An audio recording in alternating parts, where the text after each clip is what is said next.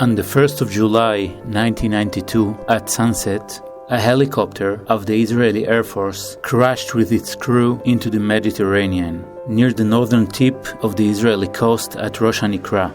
The crash took place when the helicopter circled around a patrol ship of the Israeli Navy just to wave them, after coming back from a mission in Lebanon.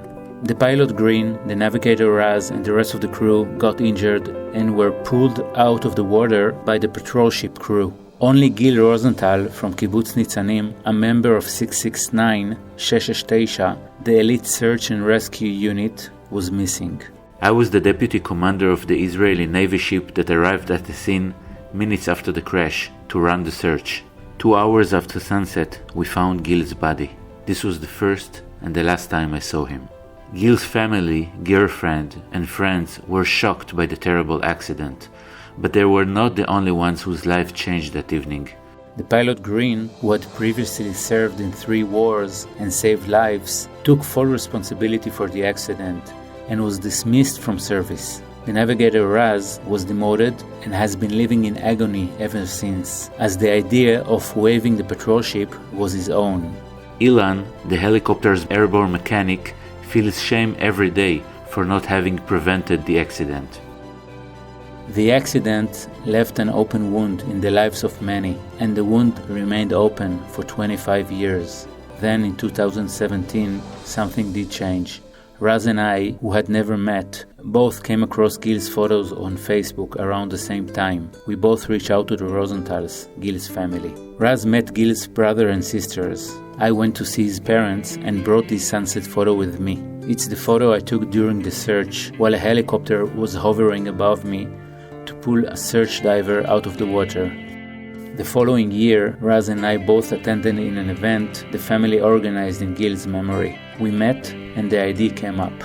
On the 27th anniversary of the accident, we gathered Gil's family and the original helicopter crew. We went on a sail, laid flower wreath in Gil's memory, and hired a helicopter to fly to the place of the accident near Rosh Hanikra with Gil's brothers and the original helicopter's crew on board.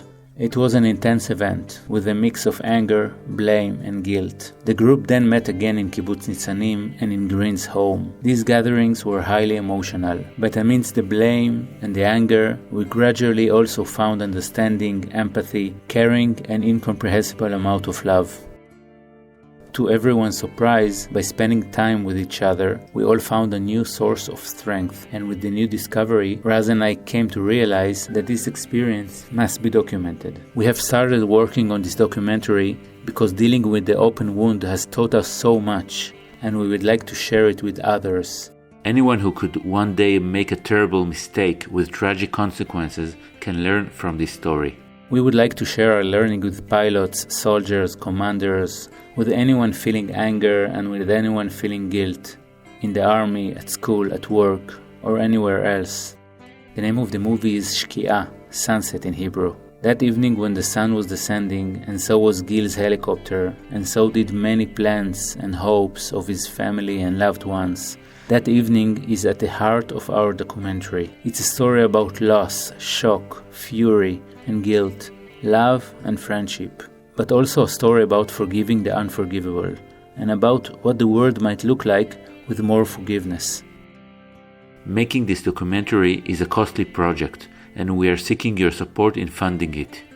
We ask for your participation in sharing this story and spreading the lessons we've learned. Just like the Army calls me up every year as part of the Navy Reserve Force, this time I'm calling you up. I think of Gil whenever I see a helicopter flying over the sea.